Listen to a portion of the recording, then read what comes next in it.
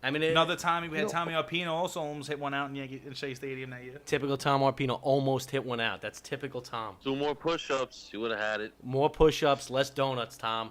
More push-ups, less donuts. Another game. Tommy ruined the game for me, just like Billy ruined the game for me. Tommy did? As he was catching for me. Against Christ the King, our senior year, I punch out 16 out of 16 batters at this point, right? So the kid drops down a bunt in the 5th inning or whatever it is. Sun's going down. We're winning like 20-0, and he drops a bunt down to third base. Pedro Beato, Major League Baseball player. Major League Baseball. Pedro Beato's playing third base. He's playing back. He's not thinking someone's dropping a bunt down. The kid drops a bunt down.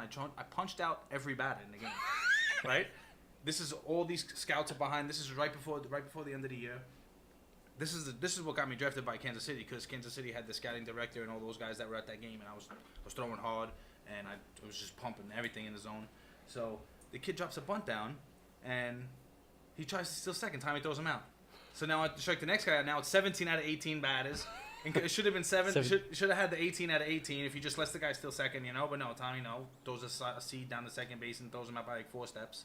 Tommy is my brother-in-law, and I could honestly say he did that on purpose to steal your spotlight. Did that on purpose. He thought about that mentally. He was like, fuck this guy. I'm going to throw somebody out. This scout's here. I'm going to throw a fucking seed. Fuck Danny, all right? He definitely said that. One knee. And then Pudgy got up from behind the plate, and they asked him to stand up, and he said, "I am standing up." And they said, "Oh, well, go sit back down then, son."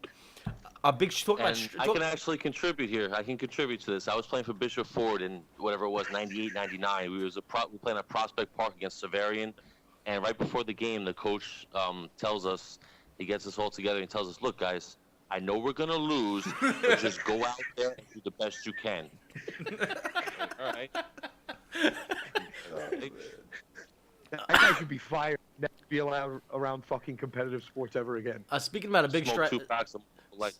Speaking about big strikeout game, big shout out to Billy Mazziello on this podcast. Came to one of my games against New Utrecht, and he comes up to me before the game, and he says, "Dave, I'm gonna write every strikeout you get on my body."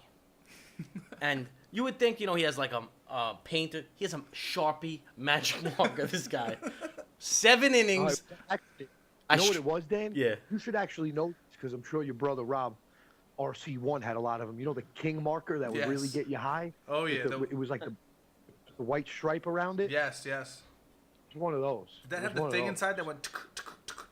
Right. Yes. Right. It was the graffiti marker, and Billy says to me, he comes before the game, he says, "Listen, every strikeout you get today, I'm writing on my chest. 7 innings, I struck out 18. 18 batters. Bro, this kid, Billy, he had it on his belly. He had it on his... But he was there, and he wrote every one of those strikeouts down, man. Big shout-out to Billy Mazziello for that. Big shout-out, man. I appreciate it. Yo, a kid hit a ball about 700 feet against Dave in that game, too. Yes, he did. It was Carlo, actually. He hit it, 97th and Shore? He hit it on top of the walk... Yeah, I was throwing hard. He was a big dude. He hit a home run. It happened.